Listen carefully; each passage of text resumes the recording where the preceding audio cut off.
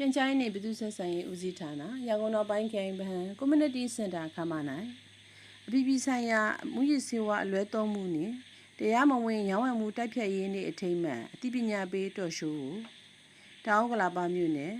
မူရစ်တိုက်ဖျက်ရေးအသင်းမှဟောပြောရေးတာဝန်ခံဒေါ်တင်ထက်ထက်စောနှင့်ဒုတိယဦးစီးမှုဒေါ်တင်တင်စိုးတို့မှယခုလိုတင်ဆက်ခဲ့ပါတယ်ရှင်မင်္ဂလာပါဆရာမရှင်ဟုတ်ကဲ့မင်္ဂလာပါရှင်ဆရာမရှင်အပြည်ပြည်ဆိုင်ရာမူရစ်ဆေးဝါးအလွဲသုံးမှုနဲ့တရားမဝင်ရောင်းဝယ်မှုတိုက်ဖျက်ရေးနှင့်ဖြစ်ပေါ်လာဖို့အကြောင်းလေးကိုရှင်းပြပေးပါအောင်ရှင်ဟုတ်ကဲ့ပါ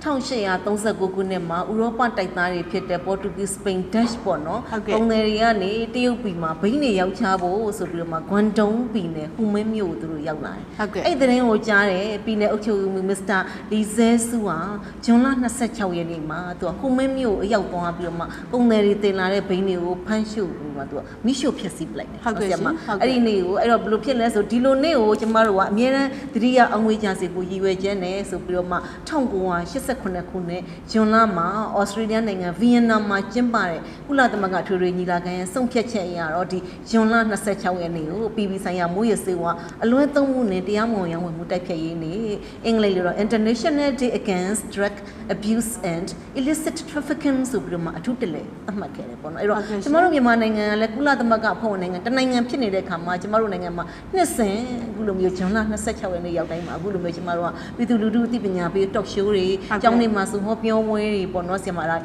လုပ်ပေးနေတယ်လို့မြန်မာတပီလုံးမှာတစ်နှစ်တာလုံးမှာအနှံ့မှာကျမတို့ကမူရစ်နယ်ဝင်မှန်သမျှဖန်စီရမိတဲ့မူရစ်ဆေးဝါးမှန်သမျှတွေမူရစ်ဆေးချက်လုပ်တဲ့ဆက်ဆက်ပစ္စည်းတွေအားလုံးကိုမြန်မာနိုင်ငံအတိုင်းအတာအနေနဲ့ဒါရန်ကုန်တိုင်းဒေသကြီးမန္တလေးတောင်ကြီးတွေမှာဆိုဝိရှို့ပြီးတော့မှနိုင်ငံတော်အခမ်းအနားနဲ့တန်ယုံကတနမန်တွေခေါ်ပြီးမှကျမတို့ကလုပ်ပြတယ်ပေါ့နော်အခုဆိုရင်အခုလိုမျိုးကျင်းပလာတာဆို39နှစ်တိရှိတာပြီဖြစ်ပါတယ်နော်ဆရာမဟုတ်ကဲ့ပါရှင်ဟုတ်ကဲ့ဆရာမရှင်မူရစ်ဆေးဝါးသုံးဆခြင်းအနေနဲ့ပတ်သက်ပြီးသတိပြုစရာအကြောင်းအရာလေးတွေလည်းဆွေးနွေးပြပါအောင်ရှင်ဟုတ်ကဲ့ပါအဲ့တော့မူရစ်ဆေးဝါးဆိုဒီမှာအပြင်းစားအလက်စားအပြော့စားဆို၃မျိုးရှိတယ်ပေါ့နော်ဆရာမအဲ့တော့အုပ်စုခွဲပြောရမယ်ဆိုတော့အပြင်းစားအုပ်စုမှာဘာတွေပါလဲဆိုဘိန်းမဲတွေဘိန်းဖြူတွေမော်ဖင်းတွေဟီရိုအင်းတွေဒါတွေပါတယ်ပေါ့နော်ဆရာမဘယ်လောက်ထိပြင်းလဲလူခန္ဓာကိုယ်ရဲ့အမာဆုံးအယိုးတော်အမှုန့်ဖြစ်စေတယ်ဟုတ်ကဲ့ပါဆရာမအလက်စားအုပ်စုမှာဆိုတော့ synthetic လို့ခေါ်တဲ့ဓာတုနည်းနဲ့ပြုပြင်ထားတဲ့ amphetamine လို့စိတ်ကြွရယူသွဆေးပြားတွေပါတယ်လို့အပြော့စားအုပ်စုကတော့ယနေ့ခေတ်21ရာစုမှာလူငယ်တွေတလွဲသုံးနေတဲ့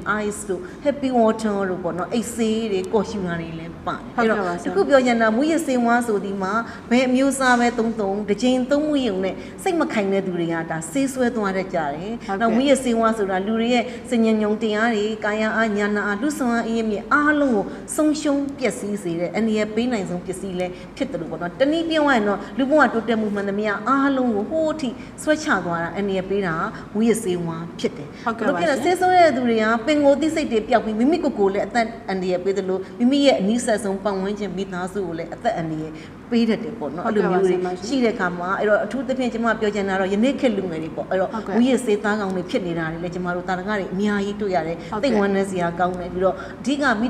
ဘတွေကိုသတိပေးချင်တာပေါ့နော်ကိုယ်ကလေးကိုအလိုမလိုက်ပါနဲ့မုံမိုးတွေမလိုအပ်နဲ့အများကြီးမပေးပါနဲ့ယုံကြည်မှုတွေမလွန်ကဲနဲ့ကိုသားသမီးကဘယ်သူနဲ့ပေါင်းသင်းဆက်ဆံနဲ့အဆက်အသွယ်လုပ်တယ်ဆိုတော့အမြဲတမ်းစောင့်ကြည့်ထိန်းသိမ်းပေးဖို့လည်းလိုတယ်ပေါ့နော်အဲ့လိုမျိုးလည်းကျွန်မအသိပေးချင်ပါတယ်ဟုတ်ကဲ့ပါရှင်ယခုတော့ show အပြည့်စုံကိုရန်ကုန်နောက်ပိုင်း KM ပြည်သူ့စာကြည့်တိုက် page နဲ့ဗဟန်း community center page တို့တွင်ဝင်ရောက်ကြည့်ရှုနိုင်ပါတယ်ရှင်ဒီသတင်းကိုရန်ကုန်နောက်ပိုင်း KM ဗဟန်းရုံးမှပေးပို့တာဖြစ်ပါတယ်ရှင်